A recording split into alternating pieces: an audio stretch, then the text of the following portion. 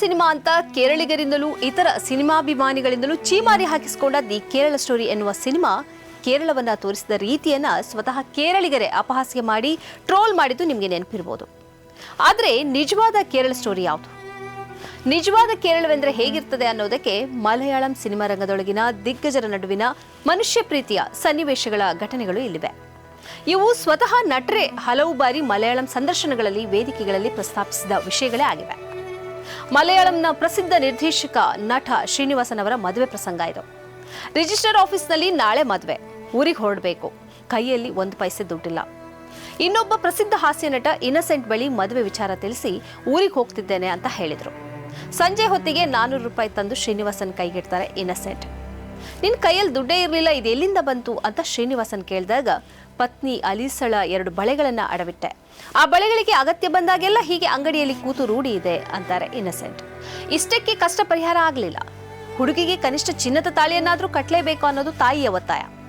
ಕೊನೆಗೆ ಆ ಕಾಲದಲ್ಲಿ ಸ್ಟಾರ್ ನಟನಾಗಿದ್ದ ಮಮ್ಮುಟ್ಟಿ ಬಳಿ ಹೋಗಿ ನಾಳೆ ನನ್ನ ಮದುವೆ, 2000 ರೂಪಾಯಿ ಅಗತ್ಯವಿದೆ ಅಂದಾಗ ಮಮ್ಮುಟ್ಟಿ ಹಣ ಕೊಟ್ರು. ಶ್ರೀನಿವಾಸನ್ ಮಮ್ಮುಟ್ಟಿ ಬಳಿ ಮದುವೆಗೆ ನೀನ್ ಬರಬೇಡ, ನಿನ್ನನ್ನು ನೋಡಲು ಜನ ಮುಗಿಬಿದ್ದು ಬಂದ್ರೆ ಅವರಿಗೆ ಊಟ ಹಾಕಲು ನನ್ನ ಬಳಿ ಕಾಸಿಲ್ಲ ಅಂತಾರೆ. ಮನವಿಯಂತೆ ಮಮ್ಮುಟ್ಟಿ ಮದುವೆಗೆ ಹೋಗ್ಲೂ ಇಲ್ಲ. ಶ್ರೀನಿವಾಸನ್ ಈ ಘಟನೆಯನ್ನ ಹಲವು ಬಾರಿ ವೇದಿಕೆಗಳಲ್ಲಿ ಸಂದರ್ಶನಗಳಲ್ಲಿ ನೆನಪಿಸಿಕೊಂಡು ಒಬ್ಬ ಕ್ರೈಸ್ತ ಕೊಟ್ಟ 400 ರೂಪಾಯಿ, ಒಬ್ಬ ಮುಸಲ್ಮಾನ ಕೊಟ್ಟ 2000 ರೂಪಾಯಿನಿಂದ ಹಿಂದೂ ಹೆಣ್ಣುಮಗಳ ಕೊರಳಿಗೆ ನಾನು ತಾಳಿ ಕಟ್ಟಿದೆ ಅಂತ ಹೇಳಿದ್ರು. ಇನ್ನು 2ನೇ ಕತೆ, ಆದಮಿಂಡೆ ಮಗನ್ ಅಬು ನಟ ಸಲೀಂ ಕುಮಾರ್ ಅವರಿಗೆ ಅತ್ಯುತ್ತಮ ನಟನೆಗಾಗಿ ರಾಷ್ಟ್ರ ಪ್ರಶಸ್ತಿ ತಂದುಕೊಟ್ಟ ಸಿನಿಮಾ.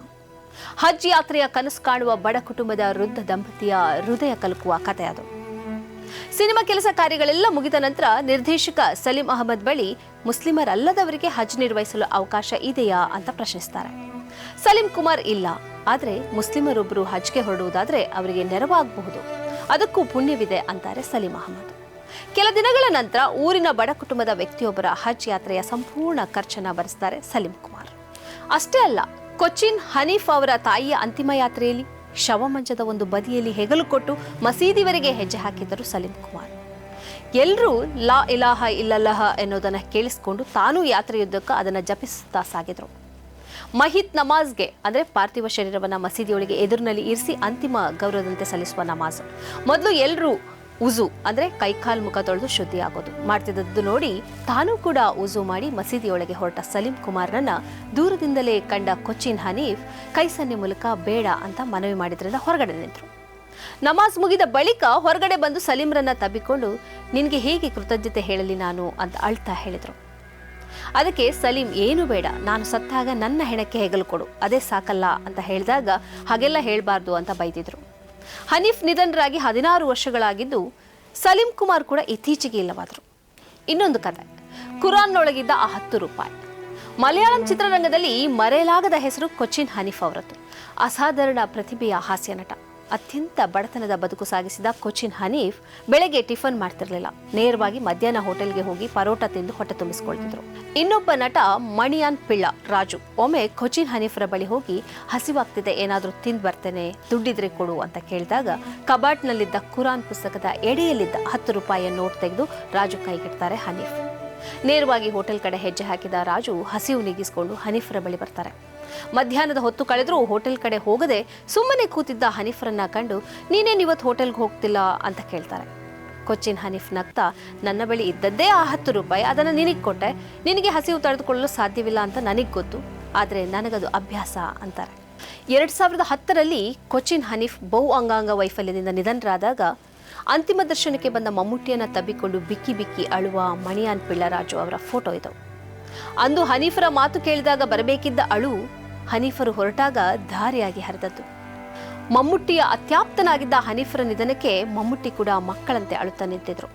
ಆಸ್ಪತ್ರೆ ಖರ್ಚಿಗೆ ದುಡ್ಡಿಲ್ಲದೆ, ಇತರರ ಮುಂದೆ ಕೈಚಾಚಲೂ ಮನಸ್ಸಿಲ್ಲದೆ ಅನಾರೋಗ್ಯದ ವಿಚಾರ ಗುಟ್ಟಾಗಿಟ್ಟಿದ್ದ ಹನೀಫ್ ಸಾವನ್ನ ಒಪ್ಪಿಕೊಂಡಿದ್ದರೇನೋ. ಅದೇ ನೋವಿನಲ್ಲಿ ಕನಿಷ್ಠ ನನ್ನ ಬಳಿ ಒಂದು ಮಾತಾದರೂ ಹೇಳಬಹುದಿತ್ತು, ಯಾವುದಾದ್ರೂ ಆಸ್ಪತ್ರೆಯಲ್ಲಿ ಚಿಕಿತ್ಸೆ ಕೊಡಿಸ್ತಿದ್ದೆ, ಆತ ಏನು ಹೇಳಲೇ ಇಲ್ಲ ಅಂತ ಅಂದು ಜೋರಾಗಿ ಅತ್ತಿದ್ರು ಮಮ್ಮುಟ್ಟಿ. 3ನ್ನ 32,000ವಾಗಿ ತೋರಿಸಿದ ನಿರ್ದೇಶಕನ ದಿ ಕೇರಳ ಸ್ಟೋರಿಯ ಮುಂದೆ ನಾನು ಬರೀ ಈ 3 ಕೇರಳ ಸ್ಟೋರಿಯನ್ನು ಬರೆದಿದ್ದೇನಷ್ಟೇ. ಇಂತಹ 30,000 ಸ್ಟೋರಿಗಳು ಕೇರಳದ ನಿತ್ಯ ಬದುಕು. ಇಂತಹ ಮನುಷ್ಯ ಪ್ರೇಮ ಸಾವಿರವಾಗಲಿ ಎಂದು ಆಶಿಸುವೆ. ಈ ಕಾರ್ಯಕ್ರಮದ ಪ್ರಾಯೋಜಕರು Gadiyar group of companies, specialized in piling and shoring, engineering consultancy, firefighting, steel structures, real estate. Office SIT Tower, Silicon Oasis, Dubai, UAE. ಸ್ನೇಹಿತರೆ, ನಿಮ್ಮ ಅದ್ಭುತ ಬೆಂಬಲದಿಂದ ಸನ್ಮಾರ್ಗ ನ್ಯೂಸ್ ಚಾನೆಲ್ ಈಗ 2 ಲಕ್ಷ ಸಬ್ಸ್ಕ್ರೈಬರ್ಗಳನ್ನು ದಾಟಿದೆ. ಇದು ನಮ್ಮ ಯಶಸ್ಸಲ್ಲ, ಇದು ನಿಮ್ಮ ಯಶಸ್ಸು. ನಮ್ಮ ಮುಂದಿನ ಗುರಿ 4 ಲಕ್ಷ. ಇದು ಕಷ್ಟವಲ್ಲ. ನೀವು ಮಾಡಬೇಕಾದದ್ದು ಸಿಂಪಲ್. ನೀವು ಸನ್ಮಾರ್ಗ ನ್ಯೂಸ್ ಚಾನೆಲ್ ವಿಡಿಯೋವನ್ನ ನಿಮ್ಮ ಸ್ನೇಹಿತರಿಗೆ, ಕುಟುಂಬದವರೊಂದಿಗೆ ಹಂಚಿಕೊಳ್ಳಿ ಮತ್ತು ಅವರಲ್ಲೂ ಸಬ್ಸ್ಕ್ರೈಬ್ ಮಾಡಲು ಹೇಳಿ. ನೀವು ಶಕ್ತಿಯನ್ನು ಕೊಡಿ, ನಾವು ನಿಖರ ಸುದ್ದಿ ಕೊಡ್ತೇವೆ. ಧನ್ಯವಾದಗಳು.